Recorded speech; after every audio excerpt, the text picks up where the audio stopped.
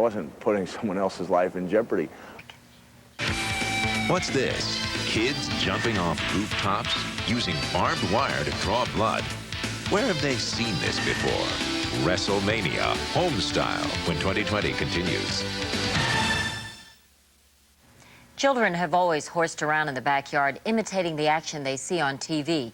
So naturally, when pro wrestling exploded onto the landscape, kids were bound to fantasize about the possibilities. But you won't believe what some of them have been up to. Take another look at Deborah Roberts' report, and you may wonder whether pro wrestling matches should carry a warning label. Don't try this at home. If you've got cable TV, you can't miss it. It's a high-flying, testosterone-fueled, one-ring circus of scripted violence. This is the new world of professional wrestling, and it's become a ratings heavyweight champion. Weighing 287 pounds, Mankind! I think it's a live-action soap opera for guys who won't admit to watching soap operas. And like any good soap opera, Hello, Teddy. the storylines must captivate the audience with sexy stars. Are you boys ready for the grind? Daredevil stunts, and blood. Vince McMahon runs the hottest show going, the World Wrestling Federation. We're not talking sports, and this has not been a sport since Abraham Lincoln wrestled. This has always been entertainment. Today's pro wrestling is becoming an extreme combination that's proving to be wildly popular with adults and kids. But it's all just for TV, right? Well, don't tell that to teenage fans Andre Verdun and his buddy Nicholas Teal. Andre's the one getting clocked with a light bulb.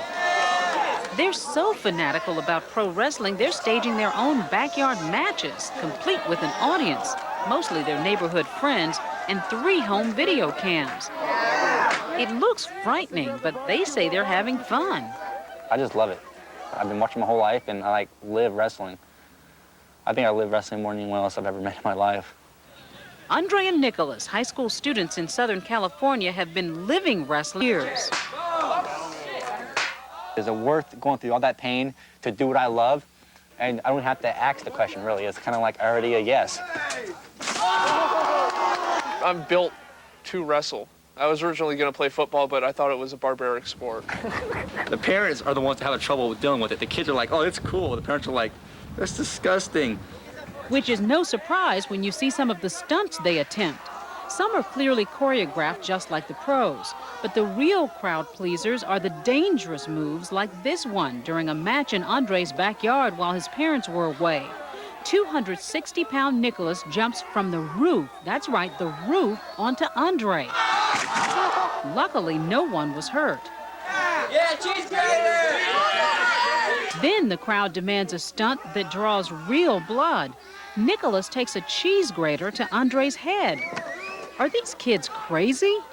My mother hates it. She told me I'm not doing it again, but we'll see. We won't mention about Friday. Shh. There is nothing on Friday. Part of the fun is reliving their matches, analyzing their performance. You can see the blood already just dripping down my forehead.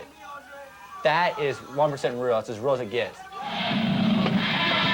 If you think Andre and Nicholas are going too far, take a look at these home videos.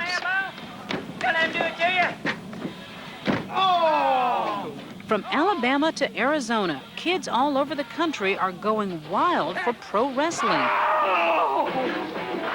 With elaborate backyard setups and weird costumes. His own mother's not gonna recognize him. Winner! They'll do nearly anything to mimic their favorite stars in the ring. This is 15-year-old Ronny Long's idea of fun. He's smashing a light bulb into his head. He says it was an accident, but he bragged about his 8 stitches with pictures posted on the internet. Lots of these backyard groups have their own websites where they share photos and videos of their matches. Has pro wrestling brought all this on? We showed some of the clips to the wrestler many kids idolize, Mick Foley, known as Mankind. That looks like fun. I mean, that's no different than kids going out and playing tackle football when they really should be playing touch football. Should the kids be hitting each other with garbage cans? Probably not, but they all look like they're friends. I don't think they're doing anything out of anger. I wasn't so crazy about the light bulbs to the head. Foley is pro wrestling's top daredevil. Was his jump off a roof as a teenager that led to his professional career. So he understands the thrill, but he worries that some kids are taking on more risk than they realize. The difference is, when I jumped, the guy moved out of the way. I wasn't putting someone else's life in jeopardy. I don't even do that in our ring in front of millions of people on TV. I have too much respect for the guys I wrestle to put them in that much danger. They think that they're doing it properly. I mean, does it concern you that they're trying to mimic what they think they see you do in the ring? Well, I don't know. Did it concern Adam West and Burt Ward that me and my brother were going pow, wham, zowie, you know, in the kitchen? I'm essentially Adam West with a different color pair of tights. In fact, he insists that parents shoulder the responsibility for their kids' behavior, not the wrestlers. Still, Vince McMahon's World Wrestling Federation does warn kids against risk-taking. What would you say to kids and parents out there about mimicking what you do? I think that parents and children need to be wary of and leery of what they do to emulate us, because, again, even as pros, sometimes we get hurt, and they need to be very, very careful about what they do. But it'll take more than a warning like that to stop these guys.